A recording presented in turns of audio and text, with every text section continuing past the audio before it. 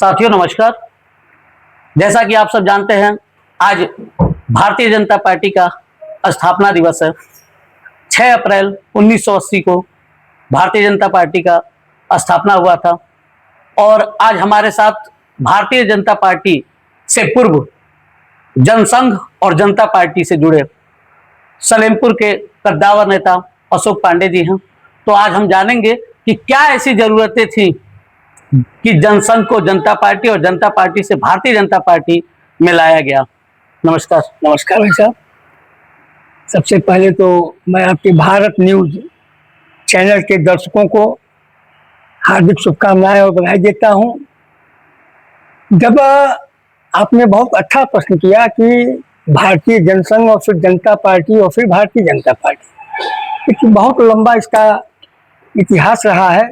तो भारतीय जनसंघ की जब स्थापना हुई, माननीय डॉक्टर श्यामा प्रसाद मुखर्जी जी ने पार्टी की स्थापना किया था जनसंघ की, और स्वर्गीय पंडित दीनदयाल उपाध्याय जी इनके मार्गदर्शन में भारतीय जनसंघ के कार्यकर्ता के रूप में हम लोगों ने सन 1974 में इसके सदस्य बने। और तब तक संजोग से 26 जून 1975 को आपातकाल लग गया। देश में कांग्रेस की सरकार थी, श्रीमती इंदिरा गांधी जी प्रधानमंत्री थी, और उन्होंने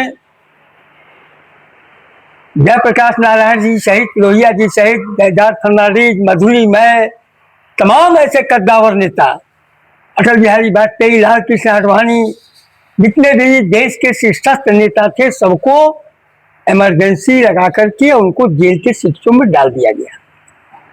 हम लोग भी पुलिस से प्रताड़ित हुए, लेकिन हम लोग फरार होने में कामयाब हो गए। पंडित दुर्गा प्रसाद मिश्र जी, हम लोगों के पूज्य गुरु, जिनके सानिध्य में हम लोगों ने राजनीति शुरू किया, वो अरेस्ट हुए। कालांतर में भारतीय जनता पार्टी छूटने के बाद, जब पार्टियों से सभी नेता छूटे 1977 में, तो सभी लोगों ने एक टेबल पे आके तय किया कि हमें सामंतवादी सरकार से लड़ना है तो एक होना पड़ेगा। और सभी भारतीय जनसंघ और तमाम राजनीतिक दल के नेताओं ने यह तय किया कि हमको विलय कर लेना चाहिए। भारतीय जनसंघ के नेता माननीय अटल बिहारी वाजपेयी और माननीय लाल कृष्ण आडवाणी जी ने निर्णय लिया कि हम भी राष्ट्र के हित में अपनी पार्टी को जनता पार्टी में मर्ज कर दें। पार्टियां विलय हो गई, चुनाव हुआ, जनता पार्टी की सरकार बनी, माननीय मोरारजी देसाई जी प्रधानमंत्री बने, अटल बिहारी वाजपेयी जी विदेश मंत्री बने, आडवाणी जी दूरसंचार मंत्री बने। भारतीय जनसंघ के कोटे से जितने भी लोग मंत्री बने, पूरी ईमानदारी और निष्ठा के साथ उन्होंने देश की सेवा करने का काम किया। लेकिन जनता पार्टी में कुछ ऐसे तत्व भी थे जिन्हें समाजवादी कहा जाता है। उन लोगों ने एक विषय उठाया कि दोहरी नागरिकता नहीं चलेगी। अगर संघ के साथ इनका संबंध रहेगा, राष्ट्रीय स्वयंसेवक संघ के साथ इनका संबंध रहेगा, तो यह सरकार नहीं चलेगी। इन परिस्थितियों में भारतीय जनता पार्टी के जनसंघ के नेता अटल बिहारी वाजपेयी जी ने यह कहा कि हम पार्टी सरकार छोड़ देंगे, पार्टी टूट जाए तो टूट जाए, लेकिन अपनी मातृ संस्था राष्ट्रीय स्वयंसेवक संघ के से संबंधों को नहीं तोड़ेंगे। और इन्हीं मुद्दों को लेकर के जनता पार्टी टूट गई। और जब जनता पार्टी टूट गई तो मुझे याद है, हमारे भारत रत्न स्वर्गीय अटल बिहारी वाजपेयी जी ने और माननीय लाल कृष्ण आडवाणी जी ने, डॉक्टर मुरली मनोहर जोशी जी ने यह निर्णय लिया कि हम नए पार्टी का गठन करेंगे। और मुझे याद है अच्छी तरह से, मैं बम्बई के बांद्रा समुद्र के तट पर पूरे हिंदुस्तान से भारतीय जनता पार्टी के कार्यकर्ता उमड़े और 6 अप्रैल 1980 को माननीय अटल बिहारी वाजपेयी जी ने भारतीय जनता पार्टी की स्थापना किया। मुंबई में वो शिवाजी पार्क, विशाल रैली, कार्यकर्ताओं में उत्साह, अटल बिहारी वाजपेयी जी का वो उद्बोधन। उन्होंने कहा, कितने दूरदृष्टि वाले व्यक्ति थे, उन्होंने कहा, कमल छाप निशान था, उन्होंने कहा कि आने वाले कल को कमल खिलेगा, सूरज निकलेगा, इस प्रकार का उद्घोष, अंधेरा छटेगा, सूरज निकलेगा और कमल खिलेगा, और उनकी यह वाणी आज सत्य हो रही है। 1980 में आकर के हम भारतीय जनता पार्टी के कार्यकर्ता गांव गांव घूमे, कमल के फूल का हम लोगों ने प्रचार प्रसार किया, और माननीय पहले विधायक पंडित दुर्गा प्रसाद मिश्र जी सलेमपुर विधानसभा से भारतीय जनता पार्टी के विधायक के रूप में निर्वाचित हुए। मुझे अच्छी तरह याद है, 2 सांसदों वाली यह पार्टी। एक वक्त था कि भारतीय जनता पार्टी के केवल 2 सांसद चुनाव जीते थे। आज 2080 से लेकर के 2026 के बीच में हिंदुस्तान में भारतीय जनता पार्टी का परचम फहरा रहा है। माननीय हमारे अटल बिहारी वाजपेयी जी ने 13 दिन 13 महीना और पूरे 5 वर्ष का कार्यकाल पूरा किया, देश को नई ऊंचाइयों पे ले गए, परमाणु विस्फोट किया, और उसके पश्चात आज आप देख ही रहे हैं भारत माँ का एक ऐसा सपूत, इसमें कश्मीर से लेकर और कन्याकुमारी तक भारतीय जनता पार्टी, पंडित दीनदयाल उपाध्याय, डॉक्टर श्यामा प्रसाद मुखर्जी, स्वर्गीय अटल बिहारी वाजपेयी जी के सपनों को साकार कर रहा है, और कश्मीर से कन्याकुमारी तक भाजपा का परचम फहरा रहा है। चूंकि आप पुराने नेता हैं जी, तो आप ये बताएं कि सबसे बेहतर सरकार किसकी, आडवाणी अटल की या योगी मोदी की? देखिए, कंपेरिजन करना इसलिए हमारे लिए, अटल बिहारी वाजपेयी जी और लालकृष्ण आडवाणी जी, आज हमारे अटल जी नहीं रहे, लेकिन अटल बिहारी वाजपेयी की सरकार विपरीत परिस्थितियों में बनी, स्पष्ट बहुमत की सरकार नहीं थी, बैसाखी की सहार में, इसीलिए 13 दिन की सरकार बनी, 13 महीने की बनी। 1 वोट से उनकी सरकार गिर गई, लेकिन उन्होंने कहा था, सो लोकसभा में कहा कि अगर चिमटे से भी मुझे छूना पड़े तो मैं कदाप जो है वह यह कुकर्म नहीं करूंगा, और उन्होंने सरकार से इस्तीफा दे दिया, सरकार भंग हो गई।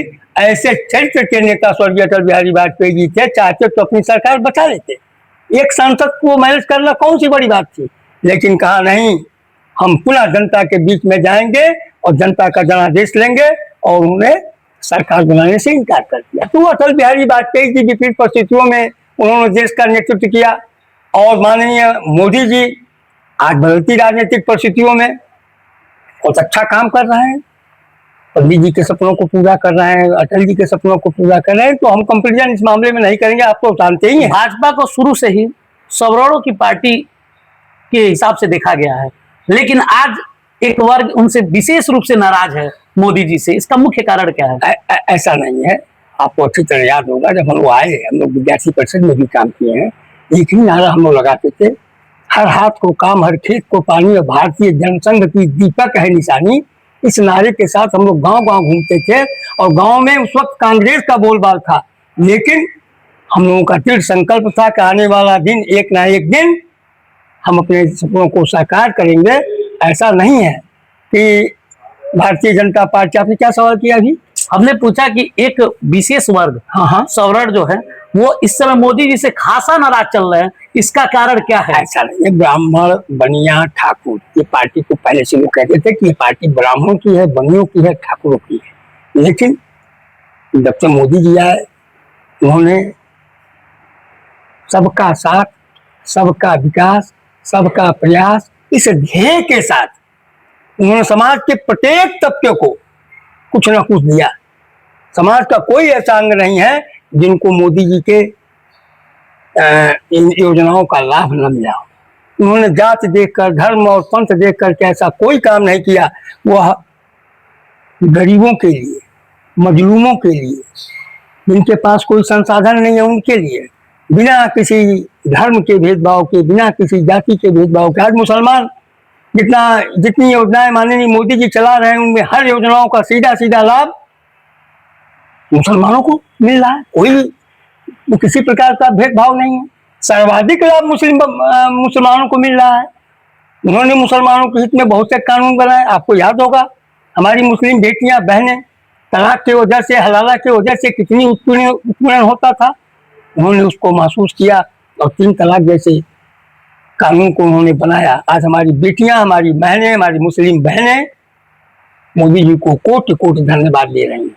तो हमारे मोदी जी, ये एक आपने पूछा कि क्यों नाराज है, तो ये एक यूजीसी एक ऐसा विषय आया था बीच में जिसको माननीय सर्वोच्च न्यायालय ने उसकी गंभीरता को महसूस करते हुए उस पर तत्काल प्रभाव से रोक लगा दिया है और 2012 के कानून को उन्होंने प्रभावित किया है। ये कोई बहुत अच्छी बात नहीं है। सवर्ण समाज कहीं मोदी जी से नाराज नहीं है। आज मुझे अच्छी तरह से याद है कि समाजवादी पार्टी की सरकार में जातिगत नौकरियां दी जाती थी, जातियों को देख करके लोगों को जो है वह पोस्टिंग की जाती थी। लेकिन आज पूरी पारदर्शिता के साथ जितनी भी वैकेंसी आ रही है, जितनी भी नियुक्तियां आ रही हैं, पूरी पारदर्शिता के साथ देश के नौजवानों को, प्रदेश के नौजवानों को उनको नौकरियां दी जा रही हैं। पहले क्या था, सूची बन जाती थी, माननीय शिवपाल जी, माननीय अखिलेश जी, माननीय मुलायम सिंह जी की सूची आती थी और जो वास्तव में इसके हकदार थे उनको नौकरी नहीं मिलती थी। पैसे के कहीं ना कहीं ये आपका बहुत बड़ा आरोप है उन नेताओं पर। आरोप नहीं है, ये तो प्रमाणित आरोप है। तभी तो जनता ने हमें जनादेश दिया। मुझे अच्छी तरह याद है, पुलिस की भर्ती हुई थी माननीय अखिलेश जी के सरकार में, मुलायम सिंह जी की सरकार में, और सूची बन के आती थी माननीय शिवपाल जी यादव जी के घर से। एक भारी संख्या में एक जाति विशेष के लोगों की नियुक्ति की गई। आज वो सिया नहीं है। आज सबके साथ न्याय हो रहा है, मेरिट के आधार पर लोग नौकरियां पा रहे हैं, बेटियां हमारी सुरक्षित हैं, प्रदेश का लॉ एंड ऑर्डर सुरक्षित है, हिंदुस्तान सुरक्षित हाथों में है।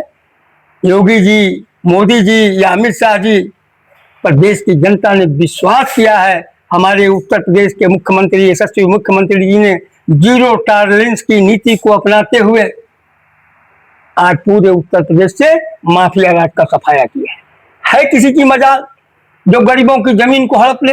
है किसी की हिम्मत जो महिलाओं के साथ छेड़खानी कर दे? यह है बदलता हुआ उत्तर प्रदेश और नया भारतवर्ष।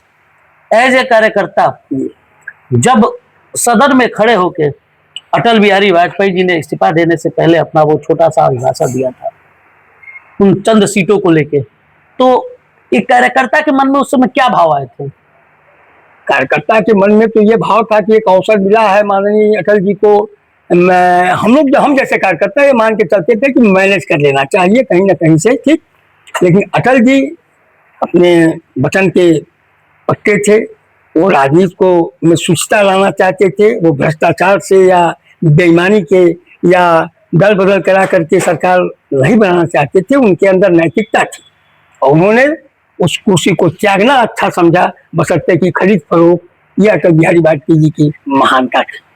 क्या आज के भारतीय जनता पार्टी से हर कार्यकर्ता संतुष्ट है? जी, प्रत्येक भारतीय जनता पार्टी का कार्यकर्ता। आज ही 6 अप्रैल है, आज स्थापना दिवस था। मुझे लगता है कोई ऐसा बूथ, कोई ऐसा शक्ति केंद्र, कोई ऐसा पार्टी का कार्यकर्ता बचा नहीं है जिसने अपने घरों पर कमल के फूल का झंडा न लगाया हो और माननीय अपने मनीषियों को याद न किया हो। यह भारतीय जनता पार्टी का कार्यकर्ता निजी स्वार्थ के लिए कोई काम नहीं करता है। वह सिद्धांतों पर आधारित राजनीति करता है, गरीबों दलितों की सेवा करता है, इसलिए कार्यकर्ता संतुष्ट है। दीनदयाल उपाध्याय जी की आपने बात की, श्यामा प्रसाद मुखर्जी जी की बात की, उनका जो अंत्योदय को लेके चीजें थी वो अभी तक कहाँ तक सफल हुआ है? देखिए, सीढ़ी के सबसे निचले पावदान थे। ये पंडित जी की सोच थी कि सीढ़ी के सबसे निचले पावदान पे खड़े व्यक्ति को अगर उनके जीवन स्तर को हम ऊपर उठा सकें तो यह सही में मानवता की सेवा हुई। उस सिद्धांत को माननीय मोदी जी ने और माननीय योगी जी ने और संपूर्ण भारतीय जनता पार्टी ने आत्मसात किया है। और आज आप स्वयं देखिए, गांव में गरीबों को 5 किलो अनाज प्रति यूनिट। आज गांव में पूरे देश में 80 करोड़ लोगों को माननीय मोदी जी राशन उपलब्ध करा रहे हैं। उज्ज्वला गैस, जिसने कभी सोचा नहीं होगा, जो कंडी पर और लकड़ी पर खाना बनाती थी, जिनके माताओं के आंख से धुएं के कारण उनकी आंखें खराब हो जाती थी, उसको महसूस किया माननीय मोदी जी ने। उज्ज्वला योजना के माध्यम से गरीबों के घर को में गैस पहुंचाया। जिनके घरों में ढेबरी नहीं जलती थी, आज उनके घरों में बिजली चमक रही है। लोग जो हैं, उनके बच्चे बिजली की रोशनी में, बल्ब की रोशनी में पढ़ाई कर रहे हैं। जिन्होंने कभी नहीं सोचा होता कि हमको भी गवाह के अभाव में मरने वाले लोग, पैसा नहीं रहता था, माता पिता गहना खेत बंधक रख करके बेटे की दवा कराते थे। आज मोदी जी ने 5 लाख रुपए तक के उत्पाद हर गरीब को उपलब्ध कराए।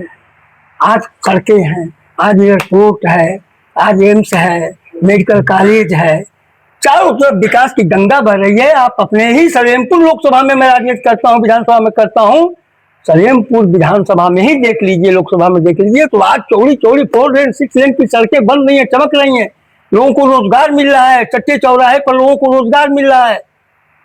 इसलिए कहीं से मोदी जी या योगी जी कहीं किसी प्रकार का दोहरा व्यवहार इनका नहीं है। संपूर्ण समाज को और सब गरीबों के साथ ईमानदारी से राजनीतिक सेवा कर रहे हैं। आपका एक छोटा सा जीवन परिचय, आप किन किन पदों पे रहे और क्या क्या रहे? देखिए, मेरा छोटा सा जीवन परिचय, मैं बाल्यकाल में था, जब हाई स्कूल का छात्र था तो मैं पंडित दुर्गा प्रसाद मिश्र जी के पूर्व विधायक, पूर्व मंत्री के संपर्क में आया। मुझे अच्छी तरह याद है, हम विद्यार्थी परिषद के कार्यकर्ता थे। माननीय शिव प्रताप शुक्ला जी जो आजकल गवर्नर हैं, माननीय विनय कटियार जी को भी विद्यार्थी परिषद के संगठन मंत्री होते थे, अष्टभुजा शुक्ला जी, इनके संपर्क में मैं आया और मैं विद्यार्थी परिषद का तहसील का संयोजक बना। कालांतर में चल के हमारे पार्टी के लोगों ने कहा, स्वर्गीय दीनानाथ पांडे जी और दुर्गा प्रसाद मिश्र जी ने, कि आपको बरहट डिग्री कॉलेज से विद्यार्थी परिषद के बैनर से चुनाव लड़ना है। मैं गया और 80 में मैं जाकर के बरहट डिग्री कॉलेज से चुनाव लड़ गया और मैं विद्यार्थी परिषद के बैनर के तले मैं महामंत्री निर्वाचित हुआ। मेरे अध्यक्ष, उपाध्यक्ष और महामंत्री सब अखिल भारतीय विद्यार्थी परिषद के बैनर तले हुए। आदरणीय गोविंदाचार्य जी के कुशल निर्देशन में काम करने का अवसर मिला, राम बहादुर राय जी के कुशल निर्देशन में काम करने का अवसर मिला। विद्यार्थी परिषद से चूंकि मैं जुड़ा हूँ, आगे चल करके मैंने भारतीय जनता पार्टी की सदस्यता ले ली, और फिर राजनीति का सफर चलता रहा। तो जिले का मंत्री रहा, मंडल अध्यक्ष तो कई बार रहा, जिला पंचायत का सदस्य भी मैं पार्टी के कैंडिडेट के रूप में रहा। पार्टी जो भी दायित्व देती है, कई मंडलों का प्रभारी रह चुका हूँ। तो बीडीसी का मेंबर, मेरी पत्नी बीडीसी की मेंबर है। तो ऐसा नहीं है, पार्टी जो भी छोटा, कोई काम छोटा नहीं होता है। पार्टी जिस विश्वास के साथ मुझे काम देती है, उस काम को मैं पूरी ईमानदारी और निष्ठा के साथ करता हूँ और मेरे मन में कोई लालच नहीं रहती है कि पार्टी मुझे उपकृत करे। जो पार्टी कहती है मैं करता हूँ। मेरा छोटा सा संक्षिप्त जीवन है, लंबा राजनीतिक जोड़ लीजिए आप स्वयं, 74 से लेके ये चल रहा है 46, कितना लंबा समय हो गया मुझे जनसंघ से और भारतीय जनता पार्टी की यात्रा करते हुए। मैं संतुष्ट हूँ अपने से भी, अपने नेताओं से भी, अपने नेतृत्व से भी। मुझे किसी से कोई शिकवा शिकायत नहीं है। भारत माता का स्वाभिमान बचा रहे, बस मेरी यही कल्पना है। अच्छा, इस समय सबसे ज्वलंत मुद्दा एक है, आपने जैसे बात की उज्ज्वला योजना की, तो इस समय का सबसे ज्वलंत मुद्दा है गैस। लोगों को गैस मिलने में बड़ी परेशानी, बड़ी दिक्कतों का सामना करना पड़ रहा है। रात रात भर लोग लाइन में लग रहे हैं। आपके इसी सलेमपुर में जहां से आप राजनीति करते हैं, सही कर रहे हैं, इस पे आप क्या कहेंगे? सही कर रहे हैं। ये कि अंतर्राष्ट्रीय विषय है। इस वक्त पूरे ईरान और इजराइल अमेरिका में युद्ध चल रहा है। हमारे यहाँ तेल और गैस तो उतनी मात्रा में होता नहीं है, तो हम मंगाते हैं। तो इस परिस्थिति में जब हार्मुज जैसा वो बंद कर दिया है ईरान ने, उसके बाद भी हमारे देश के यशस्वी प्रधानमंत्री ने कूटनीतिक तरीके से गैस की सप्लाई और डीजल पेट्रोल की सप्लाई को जारी रखा है। ये बहुत बड़ी बात है। कहीं लाइन नहीं लगी। आप जाइए, पेट्रोल और डीजल खुला मिल रहा है। नहीं, पेट्रोल डीजल तो मिल रहा है, लेकिन गैस के गोदाम पे आज भी लाइन लगी है। गैस भी क्या कहते हैं, अवसर पे तलाश रहे हैं लोग, कुछ ब्लैक मार्केटिंग, आपदा में अवसर तलाशने वाले कुछ लोग हैं कि जब कोई संकट का समय आता है तो दवा भी ब्लैक बेचने लगते हैं, गैस भी ब्लैक करने लगते हैं, डीजल पेट्रोल। तो ये कुछ ऐसे तत्व हैं। आप कहीं भी जाइए, मेरे जिलाधिकारी दिव्या मित्तल जी का बयान आप पढ़ते हैं कि कहीं ना गैस का अभाव है, ना डीजल का, ना पेट्रोल का। एजेंसियां कुछ लापरवाही कर रही हैं, जैसे सलेमपुर की एजेंसी है। बताइए, 2 मार्च को मेरा डिलीवरी दिखा दिया कि डिलीवर्ड, और गैस मुझे पता मिला ही नहीं। बताइए, आप पार्टी से जुड़े हुए लोग हैं और आपका जब मैसेज डिलीवर्ड कहा जाता है और आपको गैस नहीं मिला है 2 मार्च का, आज 6 अप्रैल है, पूरे 1 महीने से ऊपर हो गया। मैं आपको दिखा दे रहा हूँ 2 मार्च का, मेरे उसमें दिखा दिया डिलीवर, और हम ताज्जुब में पड़े हैं कि गैस मैंने लिया ही नहीं, तो ये गैस गया कहाँ? इस पे आपने किन प्रशासनिक अधिकारियों से शिकायत दर्ज कराई? आप पुराने लोग हैं। ठीक है, आप अगुआ हैं समाज के। आपकी भावनाओं तो मैं सम्मान, लेकिन हमने कहा कि चलो भाई, एक मेरे साथ ऐसी हुई होगी, लेकिन अभी आरोप लग रहे हैं कि नहीं, इस प्रकार की तो बहुत सी घटनाएं हो गई हैं। तमाम ऐसे प्रकरण आ गए हैं कि इस पे आगे आपका क्या हो रहा है? अब संबंध में एसडीएम महोदया से हम लोग बात करेंगे और संभव होगा तो एजेंसियों पर कार्रवाई कराया जाएगा। देखिए, आप स्वयं देखिए, तो इसके 2-3-26 को डिलीवर हो गया है, 2-3-26 को डिलीवर्ड हो गया है और गैस मिला ही नहीं, और गैस मिला ही नहीं। हमको पता ही ये नहीं। किस गैस एजेंसी पे है आपका? एचपी गैस एजेंसी है आपके सलीमपुर में, अमन गैस एजेंसी के नाम से। जी जी जी। अमन गैस एजेंसी के मालिक को मैंने फोन किया तो कोई जवाब नहीं देते हैं लोग। ये स्थितियां हैं, लेकिन सुधर जाएंगी, सुधर जाएगी। मान ली कुछ शादी ब्याह में भी लोगों को दिक्कत जा रही है, आपकी बात सही है। कहीं 10 गैस का सिलेंडर चाहिए, कहीं 8 गैस का सिलेंडर चाहिए। अभी तो शादियों का सीजन अब शुरू हो रहा है, होने वाला है, अब शुरू होने वाला है। तो मैं जिला प्रशासन से यही कहूंगा कि लोगों की मजबूरियों को समझे, एजेंसियों पर कड़ी निगरानी रखे और लीगल लोगों को जो है गैस मिले। मैं जिलाधिकारी महोदय से, एसडीएम महोदय से और भी जो अधिकारी हैं उनसे ये गुजारिश करूंगा। और हम लोगों को भी जहाँ जानकारी होगी कि इस प्रकार के कार्य हो रहे हैं तो हम लोग उसमें छापा डलवाएंगे, अपनी जिम्मेदारियों का निर्वहन करेंगे। बिल्कुल। तो चलिए, इस स्थापना दिवस पे आप अपने बाकी कार्यकर्ताओं को क्या कहना चाहेंगे? मैं यही कहूंगा कि आप सभी लोग अपने आदर्श श्यामा प्रसाद मुखर्जी या पंडित दीनदयाल उपाध्याय और भारत रत्न अटल बिहारी वाजपेयी के सपनों के भारत को पूरा करने के लिए तन समर्पित, मन समर्पित और यह जीवन समर्पित इसी ध्येय के साथ पार्टी का कार्य करते रहिए और माँ भारती के मस्तिष्क को, उसकी ललाट को और ऊंचा करिए। इन शुभकामनाओं के साथ आपको भी मेरा सादर प्रणाम। बहुत बहुत धन्यवाद।